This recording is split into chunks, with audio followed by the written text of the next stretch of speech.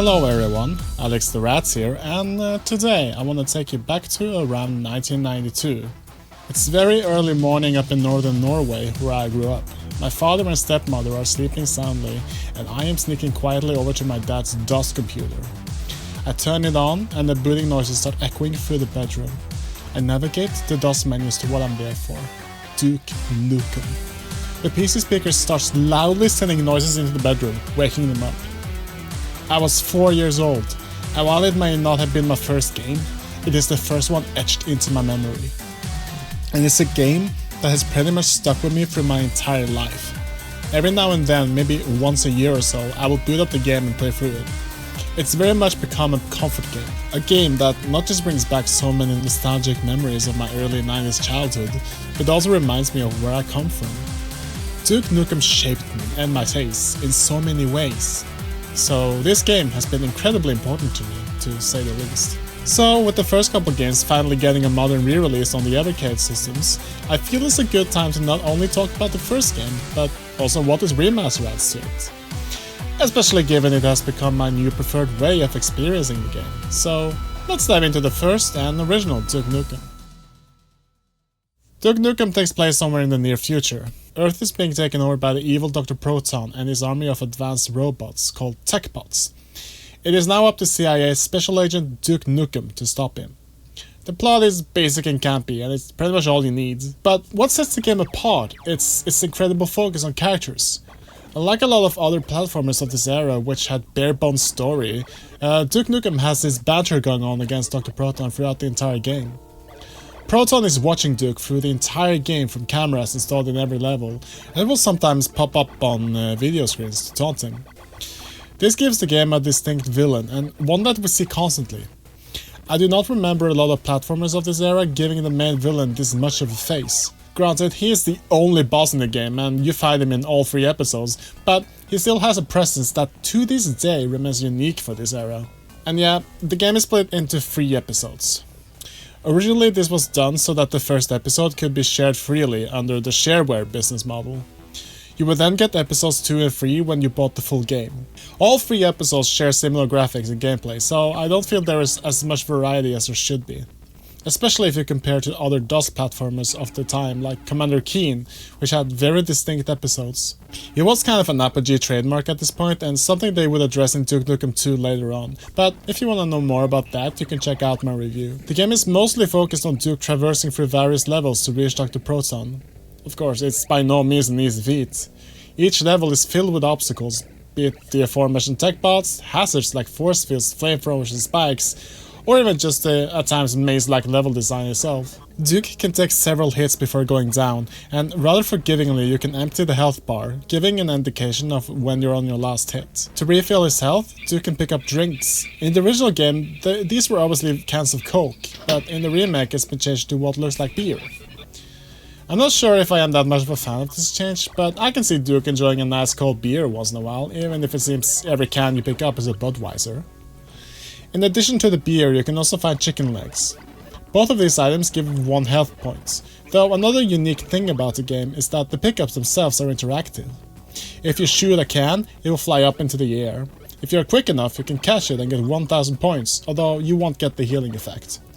Shooting the chicken leg will somehow turn it into a whole roasted chicken, healing 2 points of health instead of just 1. The absolutely most important healing item though is the atomic health. This item refills all your health, so saving it for when you're low is advised, although given it also gives a nice chunk of points, I recommend grabbing them anyway to max out your score. And yeah, there is a score system in the game. Killing enemies and grabbing various items all contribute to your score. Flags, footballs, radios, joysticks, floppy disks, and even balloons all give you scores, with the balloons giving the highest one, although it is easy to accidentally pop them with a stray shot. You can also collect 4 letters in some levels that spell out Duke, and collecting them in order will give you a fair amount of bonus points. The items all come in different boxes too, with blue boxes containing score items, red boxes containing health items, and grey boxes containing special items. The grey boxes can also contain dynamite, making them possible traps. There are also some hidden bonus objectives you can complete for bonus points, such as killing the snake tech bot in a level, destroying all the cameras, destroying all the Acme signs, and finishing the level without taking any damage, which is arguably the hardest one to do. There's also a unique enemy in the game, the bunny. Clearly inspired by the Energizer Bunny mascot, these bunnies do not present any danger to Duke beyond causing damage when he collides into them. But colliding into them ironically gives a lot of points at the cost of a health point. Shooting them will keep your health up, but will make you miss out on those juicy bonus points. So it's a bit of a decision to make if you want to have more points or get the no damage bonus. Each level has an exit door you have to reach, but you can also find various hidden areas. If you find a teleporter, it can take you to an otherwise unreachable area of the level. Often you will also have to collect keys to unlock doors. Force fields can also block your way, but can be disabled if you find the access card. There are also numerous items Duke can pick up to further enhance the gameplay, such as boosts to help him jump higher, a robot hand that can extend bridges, or a grappling hook Duke can use to climb on certain ceiling surfaces. And while this gun starts out being kinda slow, picking up gun upgrades will further increase its firing rate. Each episode contains 10 levels, and the final level always ends with a boss fight against Dr. Proton, with each episode taking place on various locations.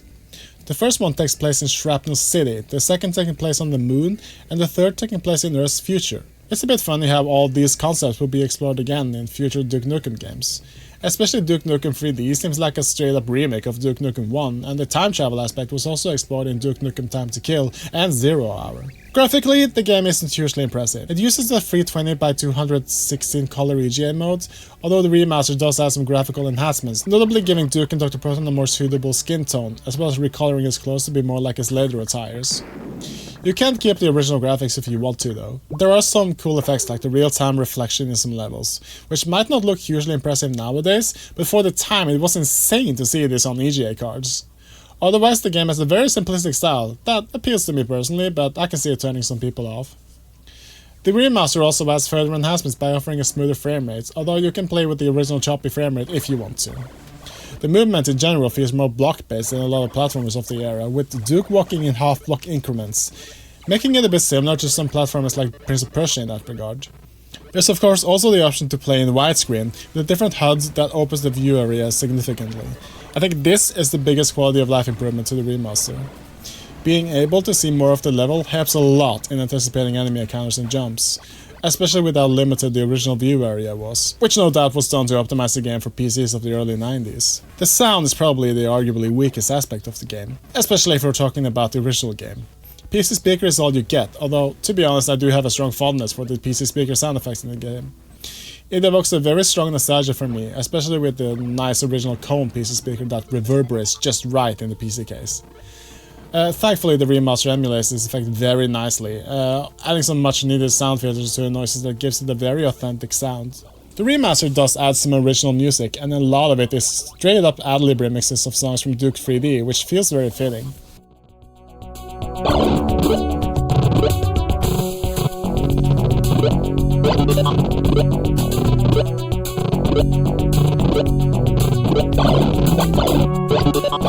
I do very much enjoy the soundtrack here, and I think the choice of having it made in ad-lib fits the time period and aesthetic personally.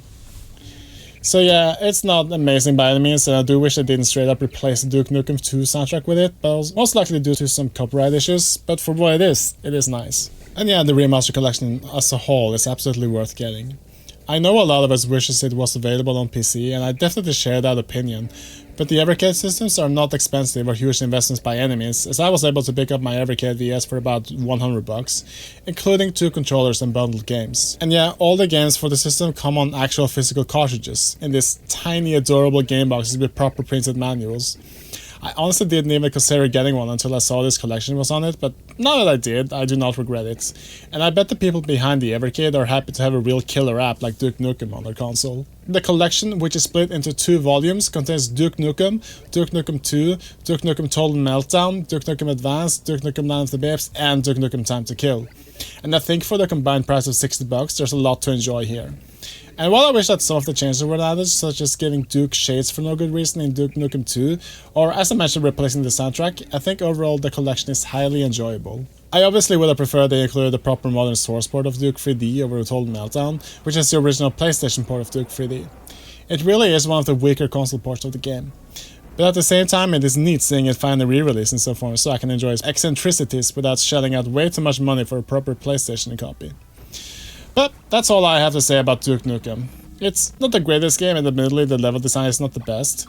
Some levels suffer greatly from just feeling rushed and included for simply extending the game's length and adding value to it. But it was obviously an important game for launching one of the most important gaming mascots of the 90s.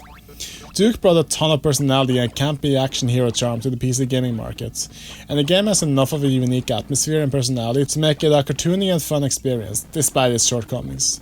It obviously suffers a lot from first game syndrome though, and most of the stuff in the game was very much refined and more properly explored in future titles, so I do not consider it a mandatory game or anything, but if you're a Duke Nukem fan and want to see where it all began, it makes for a fun experience.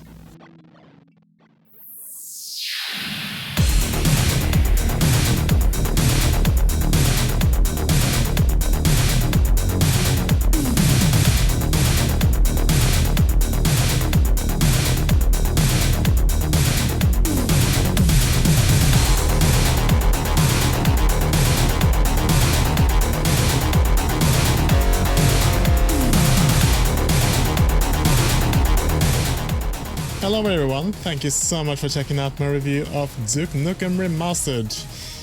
If you want to support me, you can join my Discord at discord.alextherat.com and join the Rat Army.